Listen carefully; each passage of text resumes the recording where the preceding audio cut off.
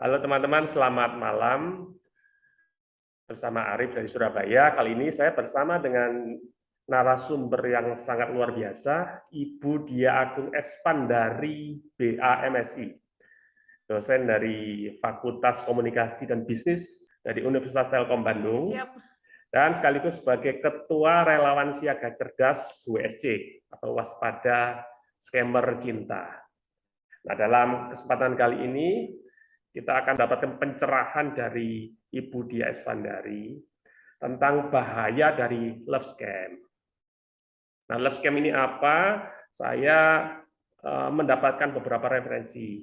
Tolong dikoreksi dan nanti dipertajam ya Ibu ya. Sekaligus nanti kita mohon penjelasannya. Tentang love scam sendiri, itu adalah aksi dari satu atau beberapa orang secara terencana dan terorganisir.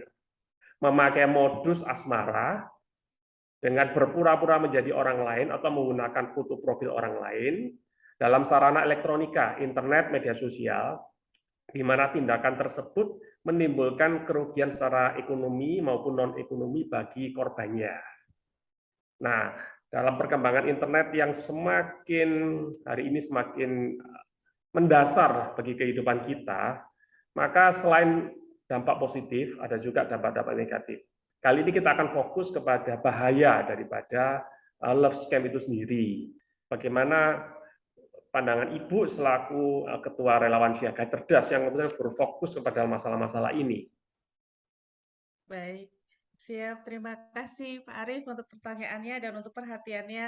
Eh, Pertama-tama, saya minta maaf terlebih dahulu kalau misalnya nanti jawabannya itu kurang memuaskan. Monggo silakan ditanya lagi aja.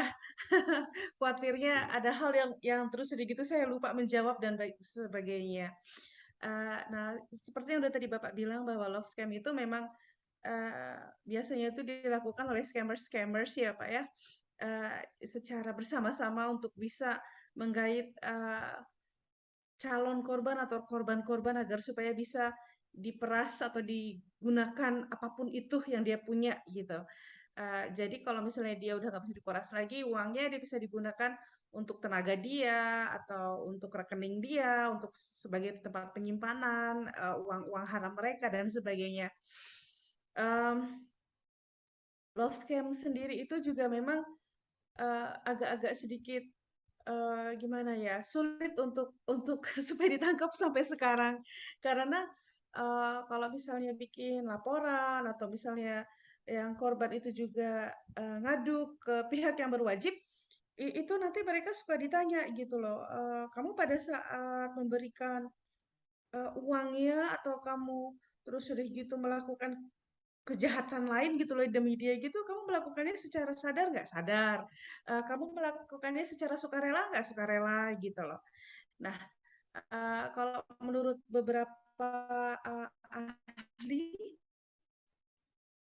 yang sudah meneliti tentang love scam ini dari 10 tahun yang lalu, mereka selalu bilang bahwa para korban love scam itu kenanya itu bukan hanya materi saja, tetapi juga imaterial. Nah, yang tadi saya bilang itu kadang-kadang ya emosi mereka, karena kan mereka sudah menganggap bahwa mereka itu udah pacaran dengan si scammer itu gitu ya.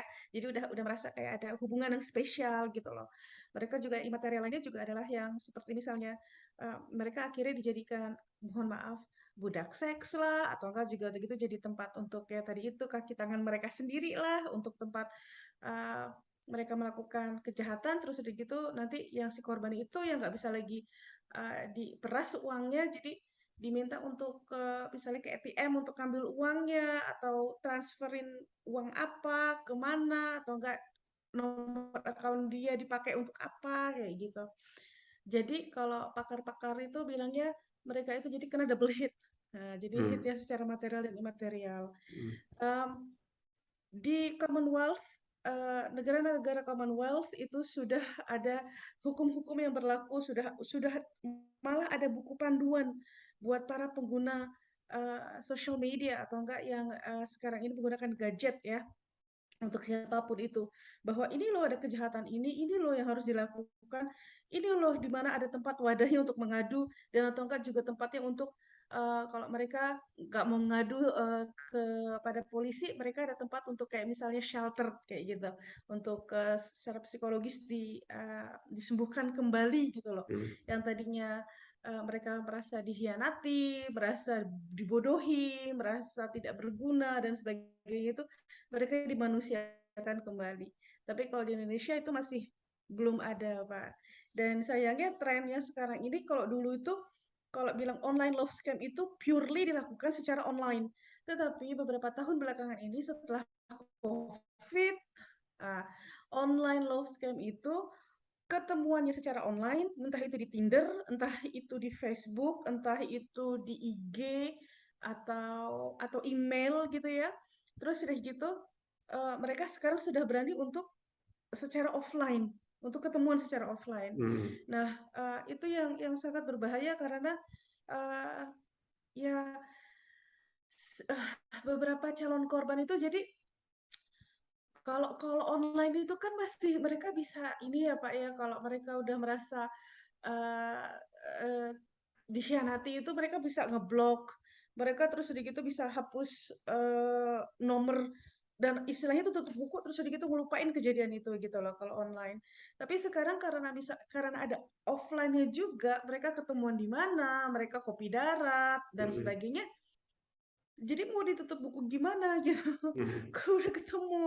Terus Hmm. udah gitu dia juga udah tahu tempatnya, rumah tinggalnya gitu Hmm. ya, entah si korbannya itu atau calon korbannya itu gitu. Hmm. Dan dari beberapa yang kami tangani gitu, eee eee, ada kecenderungan tahun ini itu, si scammer itu berani untuk datangin korban dan Ya, wah itu kita agak-agak sedikit deg-degan itu.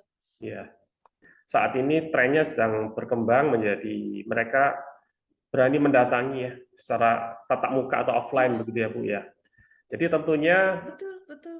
love scam ini semakin berbahaya dong dibanding dengan tahun-tahun sebelumnya Betul, di mana mereka selama ini berinteraksi secara online, lalu ada juga yang akhirnya mereka sekarang ini bisa berani mendatangi korban. Dan luka itu tentu akan semakin sulit untuk disembuhkan ya ketika mereka sudah dirugikan secara ekonomi, secara psikologis, bahkan ada yang berdampak pada kehancuran rumah tangga ya. betul betul Nah, sekarang banget. kalau kita klasifikasikan dulu ya, kita bedah dulu tentang pelakunya sendiri dari catatan dari RSC, WSC, mereka itu siapa-siapa pelakunya itu ya. Baik, jadi pelaku-pelakunya itu tuh ada yang dari dalam negeri maupun di luar negeri. Kalau misalnya para pelaku daripada, online love scam dari luar negeri itu kebanyakan mohon maaf, itu dari Nigeria.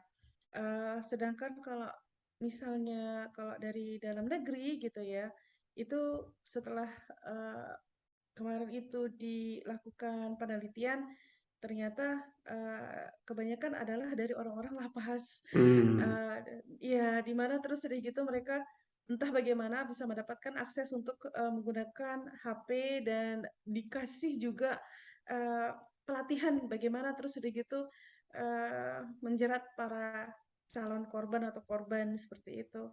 Dan itu amat sangat disayangkan karena ini dari Nigeria aja sendiri gitu, eee, mereka tidak akan melakukan scamming kepada sesama Nigeria gitu. ya, Sedangkan kalau di Indonesia malah justru getol banget cari yang orang Indonesia.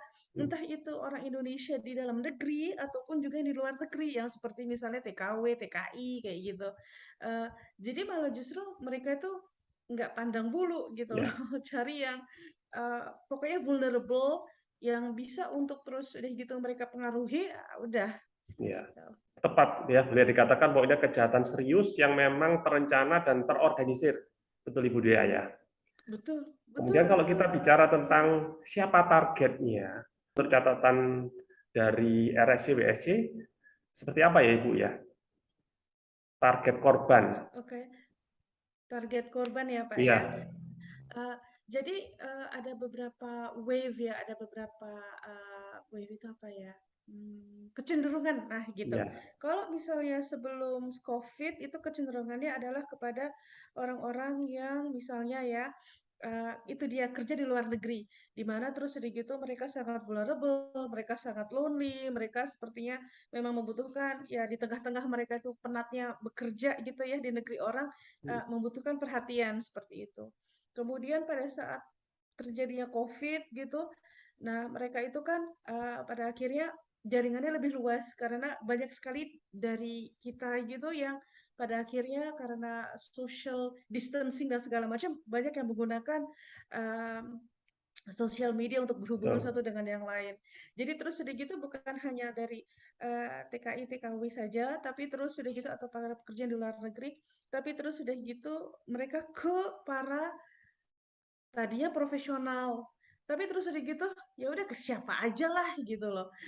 Mau itu dia, usianya dari rentangnya dari 25 tahun sampai dengan 65 tahun atau 70 tahun, mau dia itu bekerja atau tidak bekerja, maksud saya ada bekerja dan ibu rumah tangga ataupun juga lagi cari pekerjaan atau lagi nganggur. Nah, jadi mereka itu, benar-benar yang, tebar jaringnya itu tuh ya siapa aja gitu. Nah, mmm, yang penting nah kalau nggak bisa digunain untuk jadi ATM berjalan mereka, bisa dijadikan sebagai mohon maaf budak seks, atau enggak terus udah gitu dijadikan sebagai kaki tangan mereka, seperti itu atau accomplices ya. Terus udah gitu ya apapun itu yang bisa mereka dapatkan gitu loh untuk benefit mereka gitu. Ya. Eee, nah, terus sekarang ini kalau misalnya wave selanjutnya adalah, yang sekarang ini ya itu dia, yang, mereka udah nggak mau lagi tapi terus udah gitu yang tidak bekerja, kalau misalnya terus udah gitu calon korbannya itu ternyata bilang bahwa mereka itu tidak bekerja dan mereka itu malah justru punya tanggungan banyak gitu loh, itu langsung dilepas gitu loh. Jadi Ya. terus udah gitu sekarang mereka carinya itu adalah orang-orang yang punya gitu loh. Mhm, mhm, Entah itu punya langsung di bank atau langsung di dompet mereka, kalau enggak ya mereka ngejual, ngejual mhm, tanah, ngejual rumah, apapun itu aset yang mhm. lainnya. Ya, baik. Kemudian bicara tentang aplikasi yang sering digunakan oleh para scammer, itu mungkin juga perlu menjadi perhatian juga buat setiap netizen ya. Aplikasi media sosial yang menjadi mungkin sarana untuk kemudian menjalin relasi yang tidak sehat ini apa Ibu? Dari catatan Ibu. Oke, kalau misalnya dari catatan kami yang dari korban-korban ya, karena sebelum kita tampung mereka, kita meminta mereka untuk mengisi formulir. Jadi dengan gitu kita bisa tahu gitu loh, kecenderungan daripada scammers itu, targetnya itu yang menggunakan sosial media apa, usianya berapa, dan sebagainya, atau dari daerah mana. Nah, em, yang paling paling sering pada saat itu ya, itu adalah Facebook, pada saat sebelum Covid. Ya, Terus pada saat Covid itu adalah, dating app, terus udah gitu kalau misalnya sekarang ya Instagram, TikTok, kayak ya. begitu. Mmm, jadi mereka itu Hampir semua melihat peluang yang aplikasi sekarang ini sosial iya, media betul. mereka bisa masuk gitu ya Bu ya, bisa menebar jaring di Betul sana ya. betul, karena iya iya, Hmm, betul sekali. ya, ya. Karena kan mereka lihatnya kecenderungan daripada bangsa Indonesia sendiri juga mereka juga, eee, apa namanya itu, cepat juga menggunakan aplikasi-aplikasi gitu loh yang Oke. yang yang Hmm, sekarang ini sedang ngetren gitu. Jadi mereka harus selalu up to date gitu untuk bisa ya, menjaring, yaitu dia calon korban. baik, baik, baik Ibu. Sekarang gini Ibu, ada pertanyaan, bagaimana cara mendeteksi ya bila mana bahaya ini timbul ketika kita ini menggunakan media sosial? Karena kecenderungan setiap kita kan hampir semua memiliki media sosial ya Ibu ya. Nah, kemudian bagaimana kita mendeteksi dan ciri-ciri apa yang bisa kita jadikan pegangan atau pedoman bahwa ini udah bahaya buat kita atau lampu kuning ketika kita menggunakan media sosial. Baik, kalau misalnya untuk masyarakat umum, eee, pada saat terus udah gitu, mereka itu tiba-tiba di sosmednya itu ya, di tiba-tiba disapa sama orang yang nggak dikenal. Nah, itu dulu aja. Kalau misalnya disapa sama orang yang kita kenal gitu kan, kita bisa telusuri dia temannya siapa, dia itu tuh dari misalnya dari teman yang mana gitu kan ya. Apakah dari sesama rekan kerja atau sebagainya gitu loh. Nah, kalau dari yang sama sekali nggak kita kenal gitu loh. Nah, itu red flags pertama. Udah nggak dikenal, terus tiba-tiba dia sok kenal, sok deket. Nah, itu red flags kedua. Kok tiba-tiba kamu nggak kenal saya, kamu terus sudah gitu juga baru ketemu sama saya, tiba-tiba terus udah gitu besok-besok kamu tiba-tiba meminta saya untuk jadi pacar kamu gitu dalam waktu sangat sangat singkat sekali, Ya. nggak sampai seminggu lah, tiba-tiba terus udah gitu diajak untuk pacaran atau untuk serius gitu loh, itu refleks kedua. Nah, pas terus udah gitu nanti refleks ketiga, kalau misalnya terus udah gitu siapapun itu kan bisa melihat ya ID daripada orang yang terus udah gitu menyapa mereka, entah itu di Facebook ataupun juga Instagram dan sebagainya. Banyak aplikasi yang bisa kita lihat gitu. Dimana kalau ternyata, loh namanya ini kok mirip, sama semuanya, cuma misalnya bedanya I1, I2 gitu loh, atau kan di bawahnya strip lagi ada 2, 3, 5 atau ada segala macam. Kalau udah banyak kayak begitu, nah itu dia refleks ketiga. Berarti kan terus udah gitu banyak yang menggunakan profil orang tersebut gitu loh, atau enggak profil itu yang digunakan untuk mendekati orang-orang lainnya gitu. Nah, eee banyak ya sebetulnya red flags, tapi terus udah gitu, kalau mau lebih teliti lagi, sebelum terus udah gitu kita kegeeran dideketin sama orang yang ganteng atau orang yang cantik gitu ya, atau enggak terus udah gitu kita kurasa langsung ya, "Oh kita fortunate sekali," gitu loh. Dari sekian banyaknya orang, mereka memilih kita gitu. Mmm, lihat dulu profil dia gitu, lihat dulu terus udah gitu siapa yang dia follow atau terus sedikit tuh yang temenan sama dia gitu kan kita bisa lihat ya. Jadi telusuri dulu orang itu gitu, background-nya. Sebab apa yang dia sampaikan untuk berkomunikasi dengan kita, dia itu pasti baik-baik semua karena dia memang sudah ada buku panduannya, bagaimana dia harus bersikap, bagaimana dia harus terus sedikit tuh sopan, menggunakan kata-kata yang baik gitu loh. Nah, itu jangan kemakan dulu.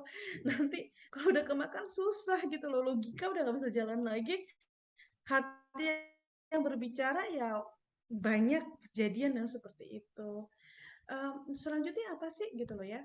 Nah, yang tadi saya bilang itu, kalau misalnya terus udah gitu dicecer terus-terusan sama dia, karena dia kan punya target seminggu ini orang ini harus kepegang gitu loh. Nah, jadinya jangan mau ikutin ritme mereka. Jangan jangan mau terus udah gitu tiba-tiba bilang, "Eh, kita jadian yuk," gitu loh. Jangan mau karena kita nggak kenal mereka, kita cuma kenal profilnya doang. Di balik profil itu ada siapa kan kita nggak kenal gitu loh. Jadi take your time to get to know someone gitu loh. Pelan-pelan aja, kalau seneng ya udah seneng-seneng aja gitu loh. Ngomong aja cerita aja ke temen gitu loh. Tapi ya itu, kalau misalnya secara 24 jam, 7 days a week gitu ya, dia terus-terusan gitu kan, bombardir dengan love gitu loh kepada kita. It doesn't make any sense. Kapan dia kerja, kapan dia istirahat, udah gitu kapan dia terus sedikit berinteraksi dengan temennya. Kan biasanya kan kalau misalnya manusia normal pada umumnya uh, selama 24 jam itu ada waktu istirahat, ibadah, ada waktu untuk berteman, bekerja gitu. Kalau ini kok enggak terus-terusan gitu loh. Kamu ngapain Ya. terus-terusan gitu kan? Itu salah satu indikasi yang paling gampang sekali. Jadi intinya kita mesti gunakan nalar ya dan akal sehat ya Betul, ketika menerima betul, betul. pertemanan dari orang yang tidak kita kenal di media sosial. Sekarang pertanyaan yang selanjutnya ya Ibu, bagaimana bila sudah terjadi ketika kita ini sudah terjebak di dalam lingkaran love scam ini dan kita nggak bisa lepas, apa yang harus kita lakukan pada saat itu? Itu pertanyaan yang sulit banget ya, Pak, ya. Karena kita tuh baru ketemu resepnya itu tuh setelah beberapa tahun gitu loh. Kita kita berusaha gimana cara terus udah gitu membantu korban gitu loh. Akhirnya resep yang paling jitu yang oleh kami lakukan gitu oleh komunitas itu adalah dengan bilang begini ke korban, putusin hubungan, cut it out. total semuanya gitu loh. Terus kalau dia nanti kangen apa segala macam, ya tahan gitu loh. Itu kan kayak addiction ya Pak ya. Kalau misalnya terus sedikit gitu dokter Aisyah Dahlan bilang kalau kalau kita lagi jatuh cinta itu yang nyalah gitu loh. Kalau addiction narkoba aja ada 4, kalau misalnya percintaan itu ada 5. Jadi kan sakaunya itu lebih daripada kalau misalnya narkoba gitu. Hmm. Nah, jadi harus punya keberanian untuk memutuskan dan punya niat yang kuat. Kalau misalnya dia hilaf-hilaf dikit ya baiklah gitu loh. Hmm. Tapi terus sedikit itu balik lagi kayak gitu. Hmm. Karena kenapa? Em, para scammers itu tuh tahu sekali bagaimana caranya untuk apa ya istilahnya mengunci hatinya, nalarnya daripada si calon korban itu. Mereka juga belajar psikologi, mereka juga belajar berkomunikasi, mereka juga belajar bagaimana mempersuasi dan manipulasi orang gitu loh. Jadi yang korban itu justru yang nggak dikasih tameng dengan ilmu-ilmu itu sangat vulnerable, itu jadi sangat apa ya istilahnya, dia nggak punya pegangan atau dia nggak punya kayak barriers yang bisa membuat dia itu jadi selamat gitu loh. Nah, jadi makanya daripada kita bilang, "Oh, kamu harus begini," gitu, which makan waktu lama banget. Lebih baik kalau gitu putusin. Mau sembuh nggak? Kalau mau sembuh, ini obatnya. Obatnya pahit, nggak enak, kamu nangis-nangis gitu kan. Tapi gini, catch-nya adalah kamu lepas dari dia, terus udah gitu selama proses kamu sakau, selama proses kamu penyembuhan, kita akan dampingi kayak gitu. Jadi dia mau nangis-nangis, dia mau marah-marah, dia mau terus udah gitu ya hilaf sesekali, kita ada di situ gitu loh. Dan alhamdulillah setelah kita melakukan hal itu, korban-korban itu akhirnya bisa bisa stabil lagi emosinya dalam kurun waktu ya let's say kita kasih sebulan 3 bulan lah gitu. Kalaupun juga enggak berarti dia ada masalah lain gitu ya yang ada besides online love scam itu. Kemudian mereka bisa move on, mereka udah bisa berpikir lagi dan mereka bisa berhati-hati dan lebih waspada lagi dalam menggunakan gadget. Berat sih Pak, berat banget sih Pak. Kita tuh kena Oh, marahan, kita kena tangisan, kita mungkin kalau ketemu sama langsung kita bakalan yang dicabik-cabik sama mereka. Habisnya yang ada di depan mereka itu kan kita sekarang gitu loh yang berusaha membantu. Jadi ya. kena deh sasaran. Ya, ya. Jadi intinya bagaimana kita bisa menghadapi itu adalah pertama harus tegas ya Bu ya, memutuskan hubungan atau kontak dengan para pelaku ya Bu ya. Kemudian ya termasuk salah satunya mengganti nomor SIM card kalau perlu ya Bu ya, supaya tidak bisa Betul, dihubungi kembali. betul. Atau enggak terus udah gitu sama sekali nggak sosmed sama sekali. Waktu itu Bapak pembina kami Bapak AKBP Bayu Suseno, Dokter Bayu Suseno, beliau pernah bilang ke salah satu korban, gini deh Bu, daripada Ibu terus nangis-nangis terus atau stres gitu kan ya, eee, Ibu jangan main sosial media selama 1 bulan aja, katanya Hmm, gitu. hmm, Ibu distraksi mungkin dengan yang lain gitu loh. ya, Terus Ibu nggak usah khawatir dengan hal apapun juga dan pada akhirnya ya karena nggak ada kontak, nggak ada cara buat scammers itu balik lagi ke korban, ya akhirnya dia bisa lepas gitu. ya, Tapi memang itu perjuangan berat Bapak, perjuangan berat. berat banget minta Ya, ampun. ya. RSC WSC pun hadir untuk itu ya Bu ya, untuk selain memberikan edukasi, penyuluhan, kampanye bahaya love scam, juga memberikan pendampingan kepada para korban ya Bu ya. Iya, Jadi, pendampingan psikologi dan juga hukum seperti ya, itu. Kita luar jadi biasa dapat banyak juga relawan-relawan yang mau bersedia membantu. Itu sangat luar biasa dan sangat membantu kami sekali. ya. Ke depan untuk komunitas RSC WSC sendiri eh, apa yang akan dilakukan Bu untuk menanggulangi dampak dan bahaya dari ya perkembangan dunia telematika yang semakin pesat dan luar biasa ya. Apalagi kalau kita lihat ekses negatifnya juga semakin besar. Jadi yang kami lakukan sekarang ini adalah pertama-tama itu sharing atau nyebarin informasi dulu, Pak. Itu yang paling gampang. Mau informasi itu levelnya sedikit gitu ya, misalnya kayak kamu hati-hati ada namanya online love scam gitu ya, atau scammer cinta gitu, atau sampai dengan level yang lebih tinggi, lebih deep lagi, kayak misalnya dengan memberikan informasi-informasi yang bukan hanya sekedar hati-hati gitu, tapi juga dengan ini loh ciri-cirinya, ini loh bagaimana menghadapinya kayak gitu. Nah, informasi itu disebarkan kalau bisa itu ke yang terdekat dulu yang seperti tadi Bapak bilang, ke keluarga, terus udah gitu ke teman terdekat, kemudian terus udah gitu ke level, teman-teman yang bekerja gitu ya dan sebagainya, dan masyarakat umum gitu loh. Kami juga pada akhirnya banyak relawan-relawan yang bukan hanya sekedar terus udah gitu menyebarkan info itu, tapi pada saat terus udah gitu ada misalnya, IG dari scammers yang Ya. kelihatannya itu adalah scammers, eee, relawan-relawan itu akan terus menghubungi yang diikuti oleh si scammers Oh itu ya. dengan hati-hati loh Bu, ini Hmm. atau enggak ini gitu loh. Hmm. Ini nih ciri-ciri scammer kayak begini. Hmm. Jangan mau kalau misalnya dia iming-imingin dengan memberikan ibu tuh hadiah dari London misalnya. Hmm. Hmm. Atau enggak jangan percaya kalau tiba-tiba dia bilang mau cuti karena ingin menikah dengan ibu karena itu modus operandinya kayak gitu. Hmm. Jadi kita seperti itu.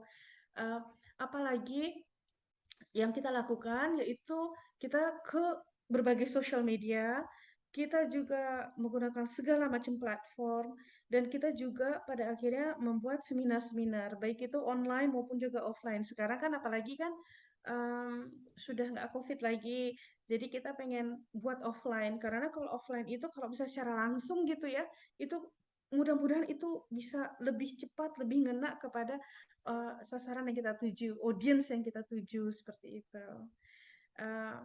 Kalau misalnya untuk ke depan lagi sih, waktu itu pernah ada mau kerjasama dengan dari Pemprov Jabar, yaitu Pak Thalia dan juga Bapak Ridwan Kamil. Uh, Namun karena keterbatasan orang waktu itu, jadi keterbatasan orang itu akhirnya pada saat pengen dibuat buku panduan, itu deadline-nya kelewat, Pak. Hmm. Bukan ada maksud untuk tidak mengerjakan itu, tapi ya jadi gini, kalau misalnya scammers itu ada ribuan, di komunitas itu yang aktif itu ada 10, 20-an yang aktif. Jadi jomplang gitu loh. Jomplang. Iya, ininya ya, jumlahnya seperti itu. Dan karena itu relawan, jadi terus udah gitu ada yang punya waktu luang lebih, ada yang tiba-tiba nggak punya lagi karena ada tanggung jawab yang lain di tempat kerjanya atau di keluarganya kayak gitu, dan kita tidak bisa memaksa. Jadi ya karena relawan ya rela gitu Iya. meluangkan waktunya untuk menolong. Dan karena relawan juga nggak ada misalnya nggak ada batasan waktu, kayak misalnya kamu jadi relawan 5 tahun ya gitu, terus udah gitu kamu harus ini ya, nggak bisa. Hmm. Hmm. Ya jadi pada akhirnya ya kalau misalnya ada yang relawan, entah itu dari psikolog, atau polisi, atau lawyers, atau educators, atau siapapun juga Ya. dari yang profesional lainnya, itu kami seneng Welcome banget ya Bu gitu. ya. Hmm. Welcome banget, Ya. hayu kita sama-sama. Ya. Statement terakhir Bu dari Ibu selaku Ketua Relawan Siaga Cerdas WSC untuk kita semua para warganet. Baik, kepada mbak-mbak, mas-mas, bapak-bapak, ibu-ibu, kepada akang dan teteh, karena saya lagi ada di Bandung ini sekarang. Eh, eh, Kalau boleh waspada terus terhadap perkembangan uh, media sosial, karena para scammers itu juga mereka juga sangat jeli melihat peluang-peluang yang ada. Kalau misalnya terus udah gitu kemarin cuma online aja dibohonginnya, sekarang ditambah lagi online dan offline. Kalau misalnya yang kemarin itu cuma berupa foto aja udah cukup, terus udah gitu bisa mengelabui seseorang, sekarang mereka pakai foto dan video. Nah, seperti itu. Jadi selalu ada something-nya itu gitu loh. Jadi waspada, berhati-hatilah. Aplikasi-aplikasi yang ada itu ada positif dan ada negatifnya, sama kayak pisau. Jadi gunakanlah untuk kebaikan dan untuk kebutuhan kita, dan jangan sampai ya itu dia melukai kita gitu loh, seperti itu. Itu Jadi, aja sih, Pak. apapun yang kita lakukan, selalu ingat 3 ya, pantaskah, baikkah, dan benarkah. Oh iya, betul, betul sekali Bapak. Bapak ini, Bapak malah hafal. Saya nanti akan Terima cantumkan kasih. di mana kita bisa menemukan Instagram dan ya media sosial dari komunitas RSC ya, RSC WSC. Kiranya itu bisa menjadi panduan buat setiap kita supaya lebih berhati-hati dan waspada, bijaksana dalam bermedia sosial. Amin. Terima kasih atas Iya, waktunya yang betul sangat Bapak. berharga Ibu Dia. Kita akan coba lagi Sama-sama. pada lain waktu dan kesempatan. Selamat malam Ibu Dia, terima Baik, kasih. selamat malam. Terima kasih Pak Ari.